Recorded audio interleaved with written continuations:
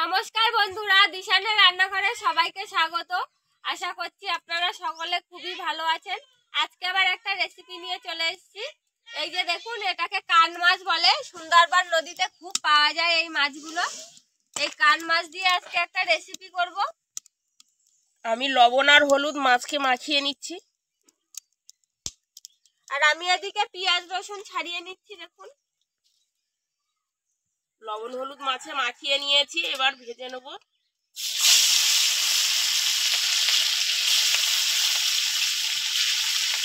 ভাজতে গেলে কিন্তু এই গায়ের ছাল ফটাস ফটাস করে ফাটে।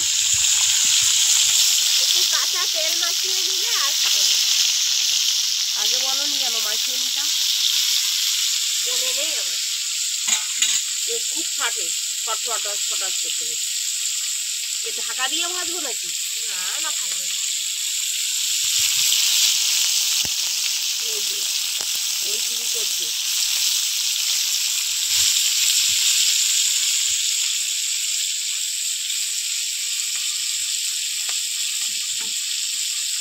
তেজপাতা, পাঁচফোড়ন,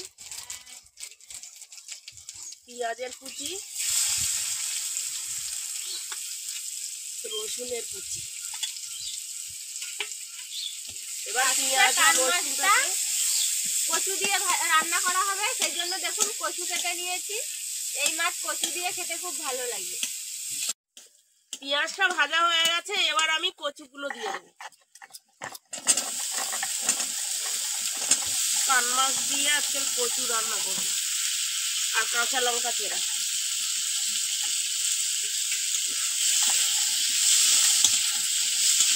কচু দিয়ে নদীর মাছ খুবই সুন্দর লাগে, বিশেষ করে কান মাছ।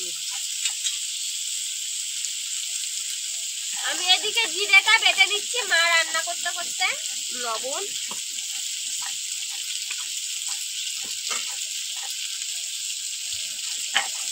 আর হলুদ। লবণ হলুদ দিয়ে কচুটাকে ভালো করে কষিয়ে নেব। কচু কষিয়ে নিয়েছি ভালো করে, এবার একটু গুঁড়ো লঙ্কা দিয়ে দেবো। কচু তো গুঁড়ো লঙ্কা না দিলে হয় না, তাই সামান্য দিয়ে দিলাম গুঁড়ো লঙ্কা। এবার নাড়াচাড়া দিয়ে এবার আমি জল দিয়ে দেবো।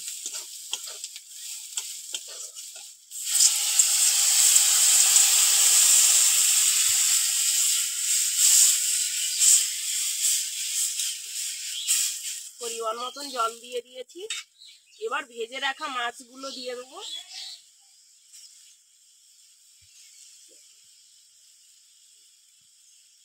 এরকম আরো নতুন নতুন রেসিপি দেখতে চ্যানেলটিকে সাবস্ক্রাইব করে আমাদের সঙ্গে থাকবেন।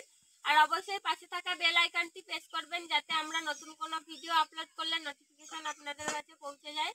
আর অবশ্যই কে কোথা থেকে দেখছেন বলবেন। এবার ঢাকা দিয়ে রাখবো, যাতে তাড়াতাড়ি কচুটা সেদ্ধ হয়ে যায়। এবার ঢাকাটা খুলে নেব। কান মাছ আর কচু দিয়ে ঝোল কেমন হয়েছে কচু?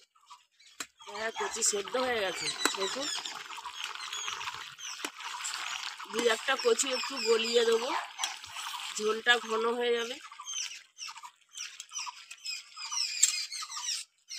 এবার আমি জিরে বাটা দিয়ে দেবো।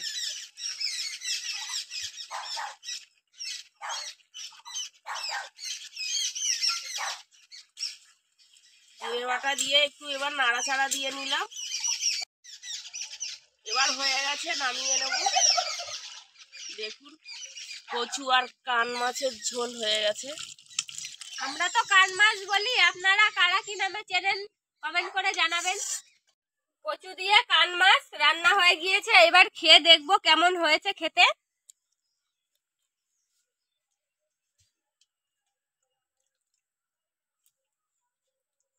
মাছটারও দারুণ স্বাদ, আর তরকারিটাও খুব সুন্দর লাগছে খেতে।